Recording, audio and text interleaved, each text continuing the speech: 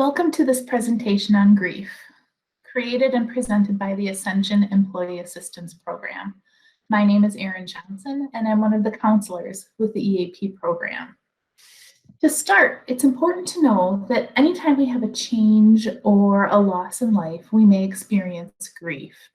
Grief is the mental, physical, emotional, and spiritual response that most people will experience at one point or another in their life. People can experience grief to varying degrees. For some people, it's a feeling of sadness, and for others, it can be intense, heavy feelings, and for some, it's debilitating. There are many different ways to grieve, and in this presentation, we will provide some useful information that will bring hope for your unique grieving journey. Here are our objectives for today. We're going to define grief. We're going to talk about what it is and how it feels. We're going to talk about the different losses that people may experience and have faced recently. We're going to talk about the different stages of the grieving process, and we're going to discuss healthy ways to grieve. Although we each have a different experience with grief, here's a quote that ties the grief experience together for everyone. Grief never ends, but it changes. It's a passage, not a place to stay. Grief is not a sign of weakness, nor a lack of faith. Grief is the price of love. I appreciate this quote for many reasons, but I especially like how it highlights grief as a journey that doesn't end, but it doesn't stay the same either. Our grief evolves over time, and that's a concept that will come up several times in our presentation today. The best place to start is to define what grief is. Although we most commonly think about grief as being associated with the death of a person or a loved one, we can also grieve the loss of other things, like the loss of a job, the end of a marriage, the death of a pet. We also grieve when we or someone we know becomes seriously ill or disabled, and we grieve when our identity changes. So those times in life when we get married, when we get divorced, when we become empty nesters, or we retire, right? Our identity changes. In the last year, the global pandemic has really brought some unexpected or unusual losses for people as well, like our need to isolate from friends or family, the loss of in-person learning at school and that shifting to a visual or virtual format, the loss of so many special events like weddings, anniversaries, graduations, and so many more. The pandemic has really brought forward a variety of different losses for everyone. It's important to know that when we are grieving, we're mourning, and mourning is the active work of grieving a loss. So you'll hear me use that term today as well. So at this point, take a minute to think about what the last year has been like for you. Have you experienced any losses, either of a person or of an event or something else that was special? If you have, keep those in mind as we continue talking about the different concepts in this presentation. Grief can be a painful, uncomfortable feeling that impacts us in many ways. Most people think of grief as an emotional reaction. We think of the feelings of shock, of sadness, of anger, anxiety, regret, guilt that we experience after a loss. And that's definitely an important part of the grieving process and how grief feels. But it's also important to know that grief can affect us physically. We may experience things like headaches, stomach aches, or other GI problems, insomnia, muscle tension, and more. Okay. So if you're grieving or if you have been grieving and you were having some physical symptoms, that could definitely have been a part of your grief. We also experience mental changes. Our brain functions a little bit differently when we're grieving. So mentally, we may notice that we have difficulty concentrating. We may be forgetful, feel a lack of motivation or energy to do things. And sometimes people describe just kind of a sense of fogginess in terms of navigating their day. Everything just feels there, but it's a little blurry or it's a little unclear. And grief can bring about a lot of spiritual pain for people as well, which can leave people questioning their faith or the purpose of life. Grief can cause distress for someone who needs to figure out how to move on without someone who's passed away. It can also lead to feeling fearful about the future as someone needs to figure out now how to navigate their life under these new circumstances. So thinking back to that time you identified when you were grieving or mourning a loss, reflect on that for a moment. Reflect on what your grieving process was like. And did you notice any of these emotional, physical, mental, or spiritual effects as you were grieving? So we're going to spend some time reviewing the general grief process and what that may look like. And we're going to do this by reviewing something called the stages of grief. There are several different approaches to grief staging. This concept was first identified by Elizabeth Kubler-Ross, who's a psychiatrist, who started off by identifying 5 stages of grief. Since then, we've gained more understanding of the grieving process, which has led to the development of additional stages. So we're going to briefly review each stage of grief, but before we dive into these stages, I just want to mention that we'll be presenting these today in a very linear order, right? Kind of first, second, third.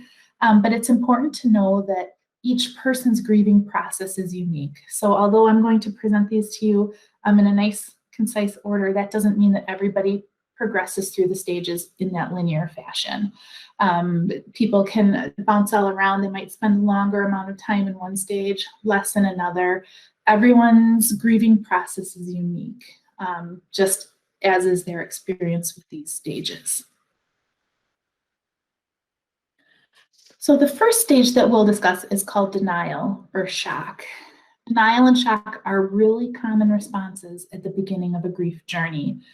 This stage actually has a protective response for us. So when we are in denial or we're in shock after we've just learned that someone has passed away or we've just learned about a loss in our life, the denial and the shock allows us to really take in as much information as we're able to handle in that moment. So it really serves as a protective factor for us. Someone in the denial or shock stage might be saying, this can't be happening. I just talked with him the other day. This is a joke. It can't be real. When we're in this stage, we're in a state of shock because life as we know it has changed due to the loss we've just learned about.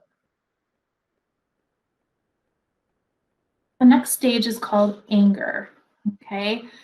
Grief brings anger forward in a variety of different ways.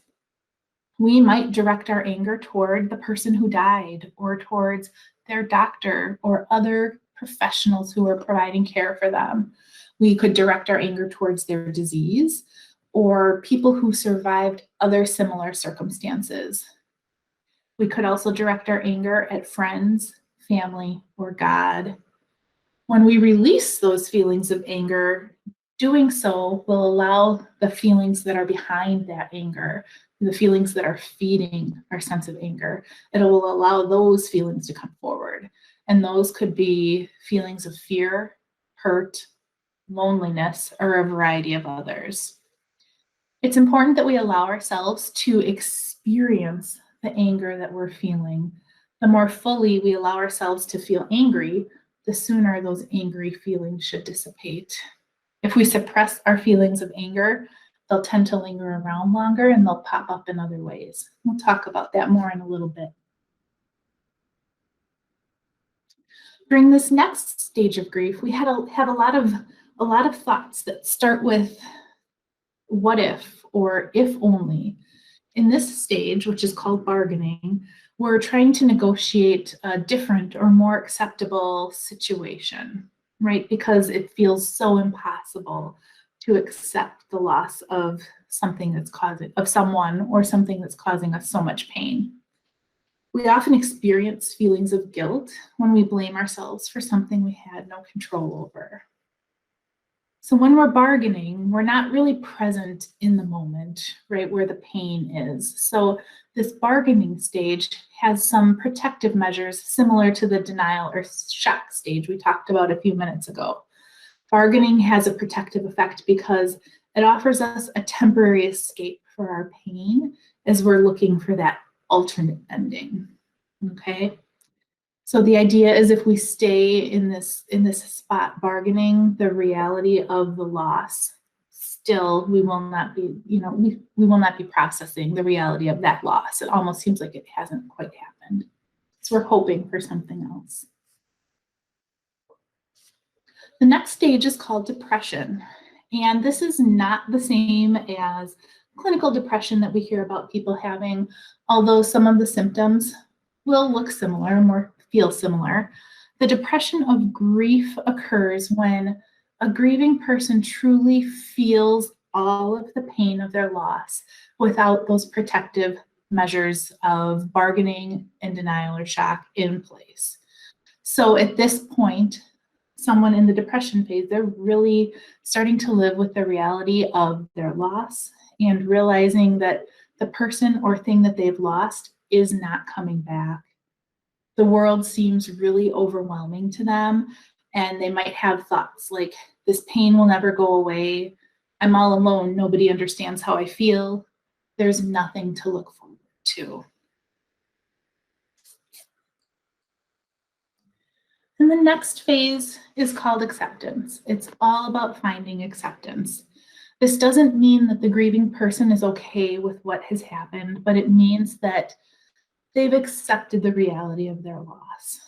So it's about gaining an understanding that life will move on, right? Someone in this stage might think or say, it's okay, it's not okay, but I will be okay.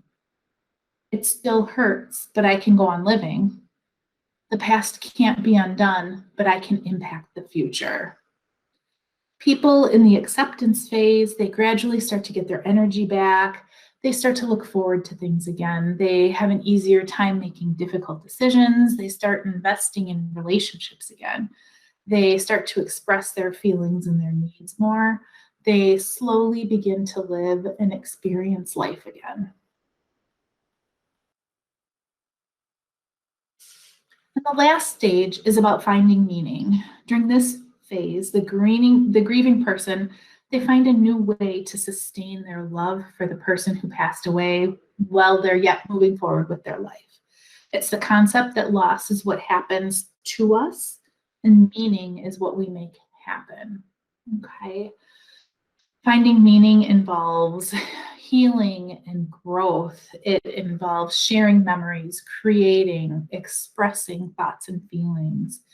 People often will find some kind of action or activity to honor the person that they lost, whether it's through organizing a memorial, starting a scholarship, or some other special way to make a difference in the memory of the person they lost. Finding meaning involves recognizing that you have strength, that you've grown in character through your grieving process, and you've found a sense of meaning or purpose through your loss.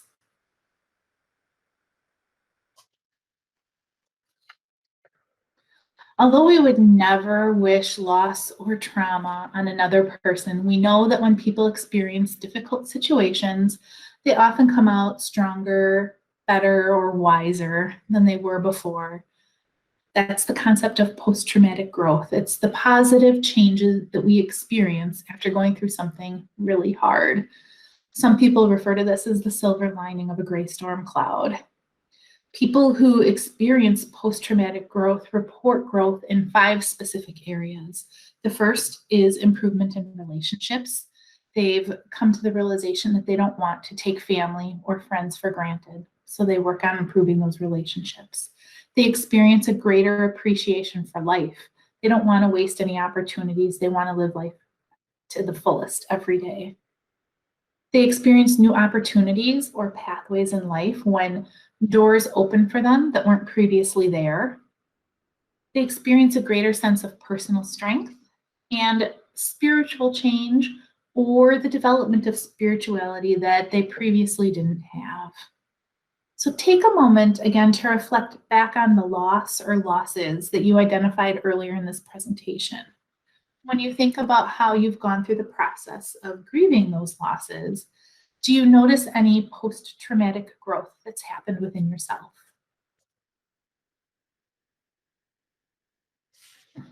So it's important that we dispel some common myths about grief and grieving. The first is that grief happens in predictable, orderly stages. We touched on this earlier, and it's simply not true. Everyone's grief experience is unique to them. There's no right or wrong way to process through those stages of grief. We're not given a roadmap outlining how to properly mourn a loss. Okay, grief looks different for everyone, and if you're looking at other people who are grieving a loss and feeling that it looks different for you, that's okay. That's normal. The second myth is that we need to grieve as quickly as we can. Like we might have thoughts like, my uncle passed away a month ago, I should be over this by now. And unfortunately, that's not how it works. There's no timeline for grief or mourning. When we think back to the quote that I shared earlier in the presentation, grief is a process, right? It doesn't end, but it changes over time. Okay. The third, I don't deserve to feel as badly as other people do. Sometimes we make judgments about how bad we should feel in relationship to other people based on our relationships or how well we knew someone or how important someone was to other people who are grieving. It's really important to honor the relationship that you had with the person and the role that they played in your life. So it's important that you don't compare, right? That you don't worry about how you're feeling in relation to other people. What's important is that you allow yourself the opportunity to mourn as you need to in order to heal and move forward. The next myth is that there is one right way to go through this. Again, everyone is different, and so is their experience and their process through grief. There's no right or wrong way to grieve. And last, my loss is so personal, nobody can help me with it. The fact that your loss is personal is definitely right. That's not a myth. That's true. No one else will experience your feelings or the intensity of emotions in the way that you do. But that doesn't mean that a listening ear from a good friend, a family member, or a counselor won't help you process through your grief. It's important that you have an outlet to share while you're grieving. Okay.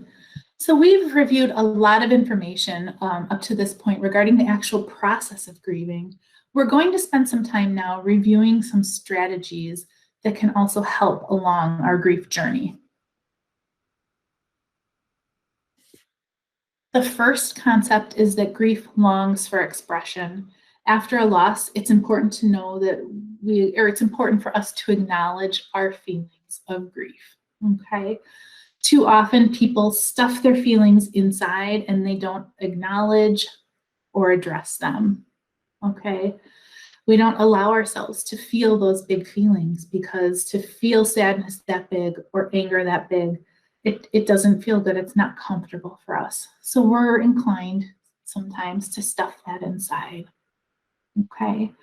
It's important to know though that grief, it longs for expression. So when we avoid or when we ignore our grief, it's going to make itself known in some other way. And that's really important. Unattended grief can become carried grief or complicated grief, and that can result in a longer period of strong emotional pain after losing a loved one.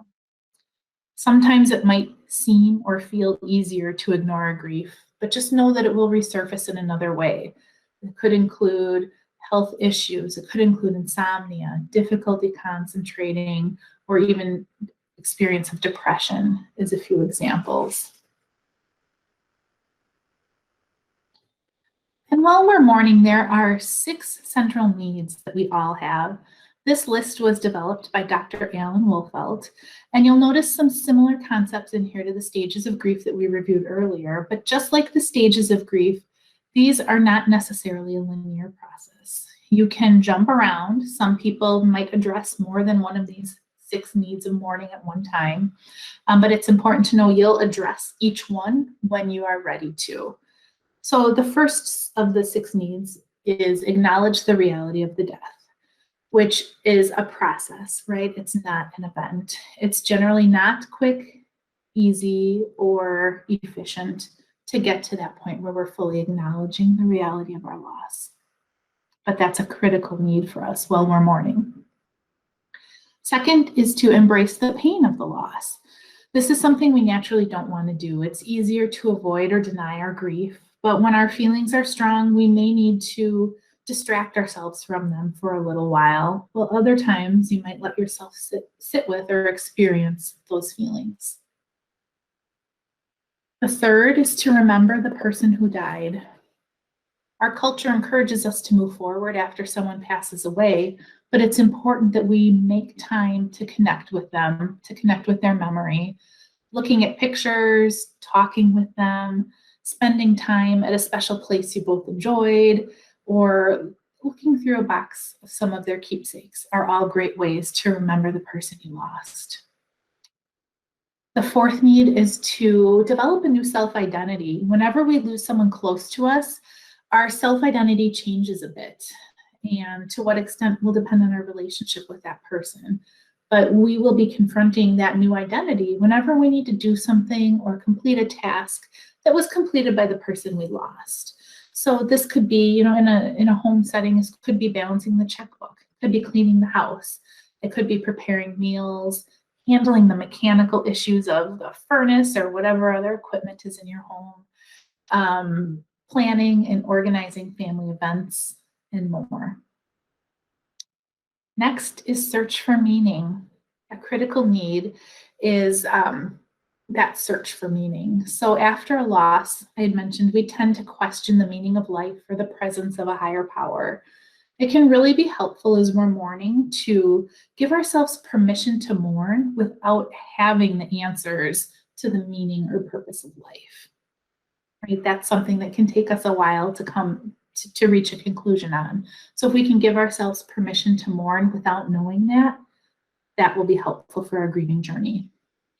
And last is to receive ongoing support from others.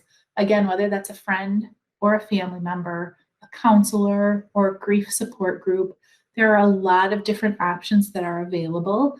And ongoing support, that ability to talk with someone, to share what's on your mind, will be a valuable part of your grieving journey. When we're mourning, it's really important to remember to take care of ourselves. And it's best to do that by starting with the basics, okay? So allow yourself to feel whatever emotions it is that you're feeling, and know that the process, it's going to take time. It's not going to be fast or quick. Give yourself the time that you need. Let people help. If someone offers to mow your lawn or maybe bring a meal over for dinner, let them do that. But at the same time, know it's also okay to set boundaries, okay? So if you don't want to talk about your grieving experience, or if you don't want to connect with someone, that's okay. If someone wants to talk to you, but you're not up for it, simply say something like, "Thanks for your concern, but I don't feel like talking about that right now." It's important that you set boundaries with other people when you need to.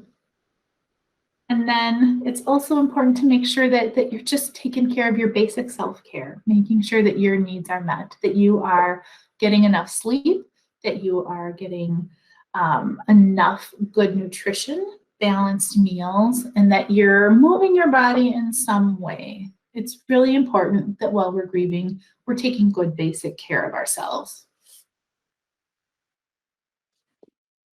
Identify your people. It helps to know who you can turn to for support. Who is the person or who are the people in your life who know what you need or who know how to help you without being asked? Okay, those are the people you want to turn to. Who's the person you can call at 2 a.m. if you really need to talk? Or who is good at distracting you for short periods of time? This could be the same person or it could be a few different people. But it's important to know that identifying who those people are will be important. It's also good to know that after a loss, there will be a lot of people who want to provide support to you. Okay, they're going to want to be your people, but not everyone gets to fill that role for you. You get to choose who you want helping and supporting you along your journey. So in the moment, it's not about helping to make someone else feel good because they have the opportunity to support you. It's about what you need to take care of yourself and move towards healing. Okay. And we've already touched briefly on this, but it will be really helpful along your grief journey to really remember the person you lost, to talk about them, to say their name, to keep that connection to their memory. Observe important days, maybe their birthday or anniversaries that you shared. Take time to really think about the special times you shared with that person. Visit their grave or another area of remembrance that you've created for them. Maybe a corner in your house where you've put some special pictures, or a spot in your garden where you've planted some of their favorite flowers. Whatever you do, it's important to set aside specific time for grief to help you heal and to maintain a connection to that person and their memory. So when what you're grieving isn't a death, it's still important to acknowledge the loss of what you hoped for and to acknowledge what you lost. Some people really experience an increase in mood or improvement in their mood when they imagine the happy ending, when they think about what it was that they hoped would happen but didn't get to happen. Other people really like to consider alternatives. Considering alternatives can be really helpful. Okay, so although you didn't get to have the wedding that you had been planning, what can you do instead? Maybe you get to have a really amazing, special, and wonderful second anniversary party with all of your friends and all of your family, right? So consider what those alternative options are that are available to you. And it also helps to remember that no conversation is ever over, no opportunity is ever lost. So you didn't get to get married this year, or take the family vacation you were planning, or visit your loved ones, or fill in the blank. You didn't get to do that this year, but it doesn't mean that it can never happen again. Okay? That opportunity is not necessarily lost forever. And then give yourself permission. Give yourself permission to experience your own unique grief. Your journey through grief will look different than other people's, and that's okay. It's normal to experience conflicting emotions too, which can be a difficult part of our grieving journey. Some people might feel guilty when they experience a sense of relief or peace after someone passes away, but there's no need to feel guilty about that. Your feeling of relief or peace does not mean you wished that person ill. It's really just an acknowledgement of the load that you and they were carrying. Okay? That's an important concept. And you can also give yourself permission to decide whose advice you're going to accept and whose you're going to disregard. You don't have to listen to all of the advice that everyone is going to share. It's important to honor your physical and emotional limits, set boundaries with others when you need to, and give yourself permission to change traditions, either for now, on a short-term or temporary basis, or for forever. And I think that this can be hard because as we're grieving, we've got big emotions. We feel sad, we feel a mix of those emotions. And sometimes it doesn't feel like we should be having fun or we should be laughing. But that's an important part of your journey as well. Know that it's okay to have fun or to laugh or to try and find things to enjoy while you're grieving. We've discussed the importance of keeping someone's memory alive, and this video shares a lot of really great ways to do that. Perhaps you can create a memory bear or other stuffed animals stitched together with the clothes that your loved one would wear.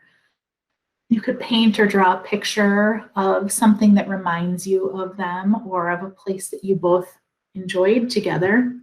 You can scrapbook special pictures or concert tickets or whatever you have that will help remind you of that person. Create a shadow box with some of their trinket, make a beautiful necklace, plant or tend a garden, do some woodworking in their memory, take some pictures, knit, sew, do diamond art, write in a journal, and document all of your special memories with them. The list here is really the opportunities, I guess, to connect with someone's memory and to keep that alive is really endless. These are just some examples to get you started thinking about that. And while you're actively mourning, it can help to make sure that you talk with someone every day. So if your phone rings, try and answer it, or if someone's texting you, respond to their texts. That will help prevent feelings of isolation and loneliness. When someone asks how you're doing, make sure that you answer them honestly. So that might sound like, thanks for asking, but today is a really hard day.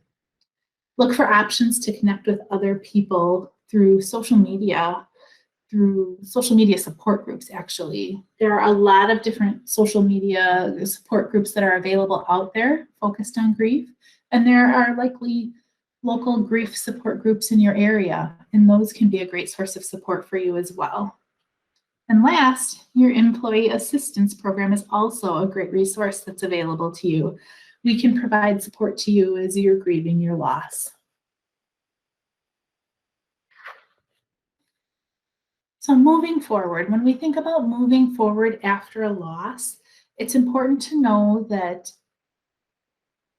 you need to take the process at your own pace. You need to be patient with yourself. Don't let other people hold you to their timelines or their expectations around what they think is appropriate for grieving. Don't let people push you into their plan for things like cleaning out belongings or other tasks like that. You need to make sure you do those tasks when the time feels right to you. And be sure to do it your way.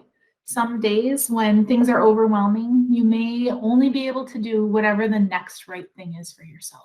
You might be feeling so overwhelmed or so sad, and maybe that next right thing is getting a snack or getting some fresh air or laying down for a nap, and that's okay. Be patient with yourself and know that with time and with all the work that you'll do in experiencing those feelings and emotions and moving through that journey of grief, feelings of stability will slowly start to return again. So give yourself permission for enjoyment, make plans, make decisions when you're ready to. Most importantly, make sure you're patient with yourself. We've covered so much good, useful information here today. We defined grief. We reviewed the different stages of grief that someone might experience while they're grieving. We discussed the uniqueness of everyone's grief experience, and we discovered some healthy strategies that can help us while we're mourning a loss. If you have further questions related to grief, or if you would like some support for your own grief experience, the Ascension Employee Assistance Program is a great resource. Here's our contact information on the screen. You can connect with us by phone at 1-800-540-3758 or by email at eap@ascension.org. And we'd also encourage you to check out our website, ascensionwieap.org. We have a lot of great information on there and a connection to our YouTube channel that also has more informational videos posted. Thank you so much for joining us today.